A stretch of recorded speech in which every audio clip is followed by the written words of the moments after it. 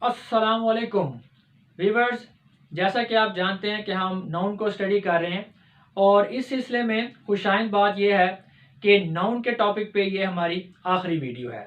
No doubt इसके बाद एक करेक्शन ऑफ एरर वाली वीडियो ज़रूर मौजूद है, लेकिन थ्योरी के लिहाज से नाउन के टॉपिक पे ये हमारी आखिरी वीडियो है।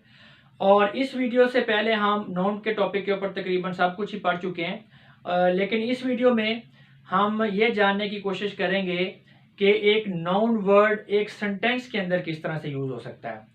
व्यूअर्स, नाउन के बारे में हम ये तो जानते ही हैं कि ये एक नेमिंग वर्ड होता है जो किसी शख्स, जगह या चीज के नाम को ज़ाहिर करता है, लेकिन अब हमें ये जानना है कि सेंटेंस स्ट्रक्चर के लिहाज से एक नाउन वर्ड एक सेंटेंस के अंदर किस तरह से यूज हो सकता है।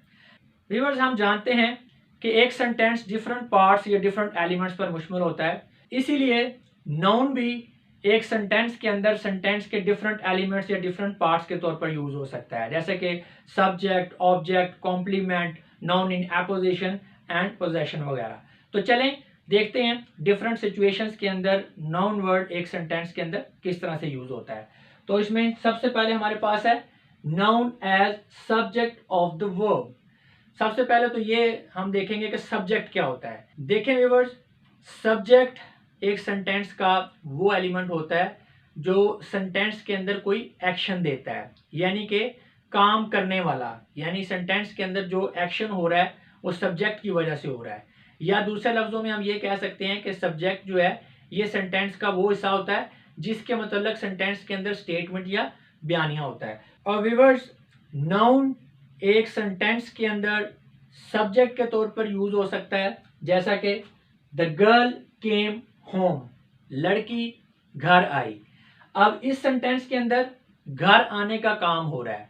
अब ये घर आने का काम कौन कर रहा है, ये एक्शन कौन दे रहा है, लड़की दे रही है। तो गर्ल इसका मतलब है इस सेंटेंस के अंदर सब्जेक्ट है, और गर्ल चूंकि नाउन भी है तो बस साबित हुआ कि यहाँ पर जो नाउन है वो इस सेंटेंस के अंदर सब्जेक्ट के तौर पर यूज हो रहा है। इसी तरह Ahmad read the book, Ahmad ने किताब पढ़ी।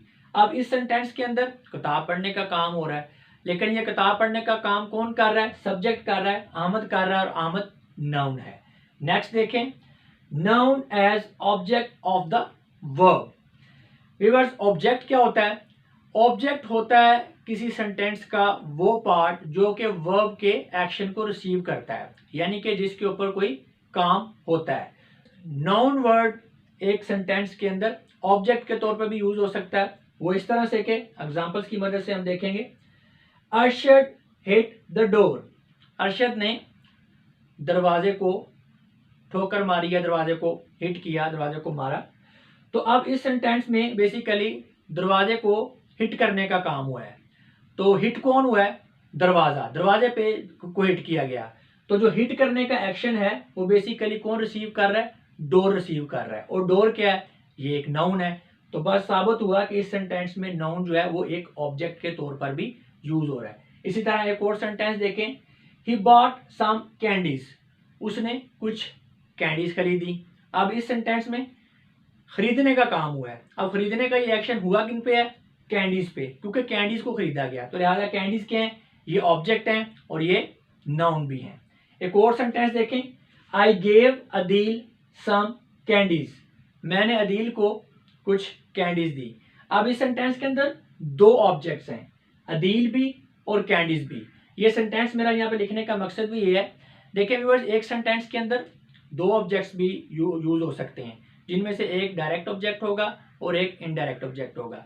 डायरेक्ट ऑब्जेक्ट वो होगा जो कि वर्ब के एक्शन को पहले रिसीव करेगा, और इनडायरेक्ट ऑब्जेक्ट वो होगा जो वर्ब के एक्शन को बाद में रिसीव करेगा। अब यहाँ पे देखें ना, पहले जो है वो कैंडीज एक्शन को रिसीव कर रही हैं, देने का जो एक्शन है उसको कैंडीज रिसीव कर रही हैं, क्योंकि कैंडीज हैं तो फिर वो अदील को देने की नौबत आई है ना। अदील बाद में आता है, पहले कैंडीज हैं। तो कैंडीज जो है ये डायरेक्ट ऑब्जेक्ट है और अदील जो है ये इनडायरेक्ट ऑब्जेक्ट है, और ये दोनों नाउन भी हैं। तो बस साबित हुआ कि सेंटेंस के अंदर जो नाउन वर्ड है वो ऑब्जेक्ट के तौर पर भी यूज हो रहा है, और अगर दो ऑब्जेक्ट्स हैं तो फिर दोनों में ये डायरेक्ट और इनडायरेक्ट ऑब्जेक्ट के तौर पर भी यूज हो रहा है। नेक्स्ट है noun as complement of the subject. अब सबसे पहले तो ये देखें कि कॉम्प्लीमेंट ऑफ द सब्जेक्ट क्या होता है। Complement of the subject sentence का वो वर्ड होता है जो कि सब्जेक्ट को डिस्क्राइब करता है या जिसके बगैर फिक्रे का जो सब्जेक्ट है उसकी कोई सेंस क्लियर नहीं होती। और व्यूअर्स, जो नाउन है वो एक सेंटेंस के अंदर कॉम्प्लीमेंट ऑफ द सब्जेक्ट के तौर पर भी यूज हो सकता है। उसके लिए हम एग्जांपल देखेंगे तो हमें समझ आ जाएगी। Usman is my student, Usman मेरा स्टूडेंट है। अब इस सेंटेंस के अंदर उस्मान क्या है? सब्जेक्ट है। अगर हम इस स्टूडेंट को खत्म कर दें उस्मान इज माय, तो सब्जेक्ट की कोई सेंस नहीं बचती। लेकिन जब हम स्टूडेंट लिखते हैं यहाँ पे, तो इसका मतलब है जो सब्जेक्ट है उसकी सेंस मान रही है, और ये जो स्टूडेंट है ये बेसिकली उस्मान को ही डिस्क्राइब कर रहा है। उस्मान कौन है? उस्मान स्टूडेंट है। तो ये कैसे पता चला? ये वर्ड स्टूडेंट से पता चला। इस सेंटेंस की जरा सेंस पे जाएं तो ये जो वर्ड स्टूडेंट है ये बेसिकली जो सब्जेक्ट उस्मान है उसी को डिस्क्राइब कर रहा है कि उस्मान जो है वो स्टूडेंट है। तो ये जो स्टूडेंट है ये इस सेंटेंस के अंदर कॉम्प्लीमेंट ऑफ द सब्जेक्ट है और ये नाउन भी है। तो बस साबित हुआ कि नाउन एक सेंटेंस के अंदर कॉम्प्लीमेंट ऑफ द सब्जेक्ट के तौर पर भी यूज होता है। एक और सेंटेंस देखते हैं, Babar is a great player. Babar एक अजीम खिलाड़ी है। अब अगर प्लेयर को खत्म कर दिया जाए तो सब्जेक्ट की सेंस जो है वो खत्म हो जाती है। बाबर इज अ ग्रेट, कोई समझ नहीं आ रही इसका क्या मतलब बन रहा है। लेकिन अगर प्लेयर होगा तो सब्जेक्ट की सेंस बनेगी। अब ये है एक दूसरा वर्ड, लेकिन ये डिस्क्राइब बाबर को ही कर रहा है क्योंकि प्लेयर कौन है? बाबर है। तो इसलिए प्लेयर का word complement of the subject है और ये नाउन भी है। नेक्स्ट है noun as complement of the verb. पहले हमने देखा था कॉम्प्लीमेंट ऑफ द सब्जेक्ट, अब है कॉम्प्लीमेंट ऑफ द वर्ब। तो कॉम्प्लीमेंट ऑफ द वर्ब एक सेंटेंस के अंदर ऐसा वर्ड होता है जो कि वर्ब को डिस्क्राइब करता है और जिसके बगैर वर्ब की जो सेंस है वो कंप्लीट नहीं होती। यानी कि ये ऐसा वर्ड होता है जो कि सेंटेंस के अंदर वर्ब की सेंस को कंप्लीट करने के लिए जरूरी होता है। तो एग्जांपल देखते हैं, he became monitor of the class, वो क्लास का मॉनिटर बन गया। अब इस सेंटेंस के अंदर अगर हम इस वर्ड को खत्म कर दें मॉनिटर को, तो बाकी सेंटेंस बचता है he became of the class, कोई सेंस नहीं बाकी बच रही। इसका मतलब है कि जो वर्ड मॉनिटर है ये वर्ब बिकेम की सेंस को कंप्लीट करने के लिए जरूरी है, एक बात। दूसरी बात, अगर इस सेंटेंस की ओवरऑल सेंस को देखें तो बात समझ ये आती है कि जो मॉनिटर का वर्ड है ये वर्ब को डिस्क्राइब भी कर रहा है, क्योंकि ही बिकेम वो बन गया, क्या बना? मॉनिटर बना। यानी जो बनने का फेल है उसको कौन सा वर्ड डिस्क्राइब कर रहा है, कंप्लीट कर रहा है? मॉनिटर। इसका मतलब है इस सेंटेंस के अंदर ये जो वर्ड मॉनिटर है it is complement of the verb, और मॉनिटर जो है ये एक नाउन भी है। तो बस साबित हुआ कि एक सेंटेंस के अंदर जो नाउन है वो कॉम्प्लीमेंट ऑफ द वर्ब के तौर पर भी यूज हो सकता है। नेक्स्ट क्या है जी? Use of the noun in apposition. तो आप पहले एपोजिशन को समझ लें। देखें, एक ही सेंटेंस के अंदर एक ही चीज को दो नाउन से ज़ाहिर करने के लिए जब एक नाउन दूसरे नाउन के बाद में आता है तो इस बाद वाले नाउन को पहले नाउन की निस्बत से नाउन इन एपोजिशन कहते हैं। अभी एग्जांपल देखेंगे तो आपको समझ आ जाएगी। Asif the student pass the exam. Asif जो कि एक तालिब इल्म है उसने इम्तहान पास कर लिया।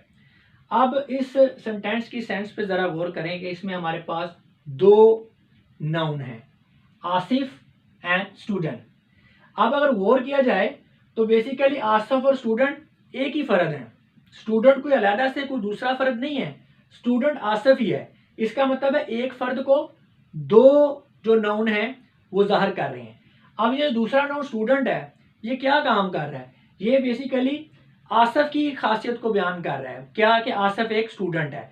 तो ये नाउन चूंकि इसके बाद में आ रहा है और इसकी खुसूसियत को बयान कर रहा है, इसलिए जो नाउन स्टूडेंट है ये पहले नाउन की निस्बत से, यानी कि student is in apposition to Asif, यानी कि ये noun in apposition to Asif है। तो स्टूडेंट जो है एक नाउन भी है। तो बस साबित हुआ कि जो एक नाउन है वो एक सेंटेंस के अंदर इन एपोजिशन में भी यूज हो सकता है। एग्जाम्पल के लिए एक और सेंटेंस जरा देखते हैं।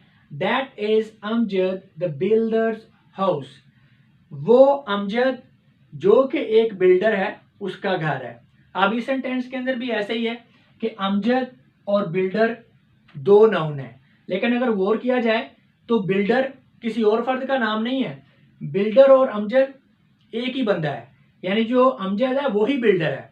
अब ये जो दूसरा नाउन बिल्डर है ये क्या कर रहा है, ये बेसिकली अमजद को एक्सप्लेन कर रहा है, अमजद की खासियत को बयान कर रहा है कि अमजद जो है ये बिल्डर है। इसका मतलब है इस सेंटेंस के अंदर ये जो नाउन बिल्डर है ये noun in apposition to Amjad है, और बिल्डर क्या है, ये नाउन है। तो पास साबित हुआ कि एक सेंटेंस के अंदर जो नाउन वर्ड है वो किसी दूसरे नाउन वर्ड की निस्बत से इन एपोजिशन भी यूज हो सकता है। नेक्स्ट है noun used for addressing someone.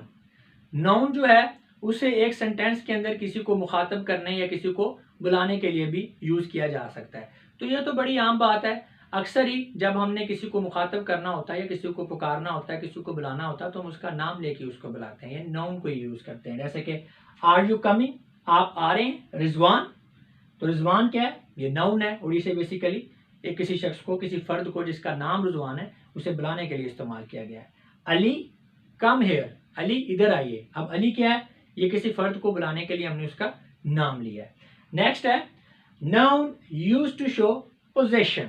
Ji viewers, एक सेंटेंस के अंदर जो नाउन है वो एक चीज की किसी दूसरी चीज के ऊपर पोजेशन या ऑनरशिप या सादा लफ्जों में मलकियत को ज़ाहिर करने के लिए भी इस्तेमाल होते हैं। जैसा कि इन सेंटेंसेस की एग्जांपल्स पर अगर गौर करें, Rashid's letter has been received, Rashid का खत जो है वो पहुंच गया है या रिसीव कर लिया गया है।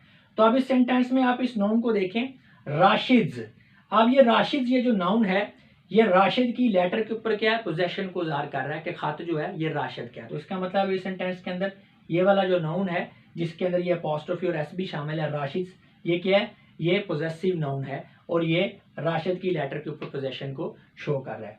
नेक्स्ट है दैट इज इमरान्स बाइक, वो इमरान की बाइक है। अब यहाँ भी ऐसे ही है कि जो नाउन इमरान है ये पोजेसिव नाउन है और ये इमरान की बाइक के ऊपर पोजेशन या ऑनरशिप को जाहिर कर रहा है। नेक्स्ट सेंटेंस है Naeem's house is full of plants, Naeem का घर पौधों से भरा हुआ है। अच्छा व्यूअर्स, आप लोगों को एक बात पहले से पता तो होगी, लेकिन मैं एक मरतबा फिर रिपीट कर देता हूँ नए व्यूअर्स के लिए, कि जब किसी नाउन के साथ हम अपॉस्ट्रोफी और एस लगाते हैं ना तो पोजेसिव नाउन में तब्दील हो जाता है, जो कि उस नाउन की किसी दूसरी चीज़ के ऊपर पोजेशन या ऑनरशिप को ज़ाहिर करता है। तो अब बेसिकली जब नईम है या ये इमरान है या राशिद है, इनके साथ जब अपॉस्ट्रोफी और एस लगा तो ये पोजेसिव नाउन के अंदर कंप्लीट हो गए। राशिद, राशिद जब पोजेसिव नाउन बना तो राशिद की लेटर के ऊपर जो है, यानी जो इससे नेक्स्ट वर्ड आ रहा होता है उसके ऊपर पोजेशन या ऑनरशिप शो नहीं होती है। तो राशिद जो है इसके आगे लेटर आ रहा है तो यार राशिद की लेटर के ऊपर पोजेशन या ऑनरशिप शो हो रही है इस पोजेसिव नाउन की वजह से। इमरान के आगे बाइक आ रही है तो इस पोजेसिव नाउन की वजह से इमरान की पोजेशन बाइक के ऊपर शो हो रही है। इसी तरह नेम्स हाउस, तो नेम जो है ये अब पोजेसिव नाउन नेम्स में कंप्लीट हो गया है तो इसके आगे हाउस आ रहा है। इसका मतलब है ये जो पोजेसिव नाउन नेम्स है ये नेम की हाउस के ऊपर पोजेशन या ऑनरशिप को जाहिर कर रहा है। व्यूअर्स, ये तो थे यूजर्स ऑफ नाउन्स के हवाले से चंद अहम पॉइंट्स, और इसके बाद हमारा नाउन का टॉपिक अब हर हवाले से कंप्लीट हो गया है। लेकिन व्यूअर्स, आपने एक बात हमेशा अपने जहन में रखनी है कि लैंग्वेज को सीखने का अमल एक सीढ़ी की तरह होता है, यानी कि ये एक लर्निंग लैडर है। अगर आपको एक स्टेप की ठीक तरह से क्लैरिटी नहीं है तो आपको अगले स्टेप की भी ठीक तरह से समझ नहीं आ सकेगी। ये एक चेन प्रोसेस होता है, आप एक स्टेप को ठीक तरह से समझेंगे तो ही आपको अगले स्टेप की ठीक तरह से समझ आ सकेगी। इसलिए मैं आप लोगों से कहना चाहता हूँ कि नेक्स्ट प्रोनाउन के टॉपिक को शुरू करने से पहले आप एक मरतबा इस पूरे नाउन के टॉपिक को रिपीट करें, बल्कि इसको बार बार रिपीट करें, इसकी करेक्शन एक्सरसाइजेस को और प्रैक्टिस एक्सरसाइजेस को बार बार सॉल्व करें, और तब तक नेक्स्ट स्टेप की तरफ मूव बिल्कुल ना करें जब तक कि आपको नाउन के टॉपिक पर मुकम्मल तौर पर अबूर हासिल नहीं हो जाता है। और व्यूअर्स, आपको ये भी बताता चलूँ कि पार्ट्स ऑफ स्पीच में सबसे बड़ा, मुश्किल और अहम टॉपिक ये नाउन ही है। इसलिए अगर आपको नाउन के टॉपिक की एक दफ़ा ठीक तरह से समझ आ गई तो नेक्स्ट लेवल्स पर आपके लिए बहुत ज़्यादा आसानी और सहूलत पैदा हो जाएगी। इसलिए जितना हो सके जमकर इस टॉपिक की प्रैक्टिस करें। और ये जो वीडियो आप इस वक्त देख रहे हैं, मैं उम्मीद करता हूं कि इसको देख लेने के बाद आपका यूजेस ऑफ नाउन्स का कॉन्सेप्ट अच्छी तरह से क्लियर हो चुका होगा। अब मैं आप लोगों से इजाज़त चाहूँगा। आपकी समातों का बहुत बहुत शुक्रिया। खुदा हाफिज़।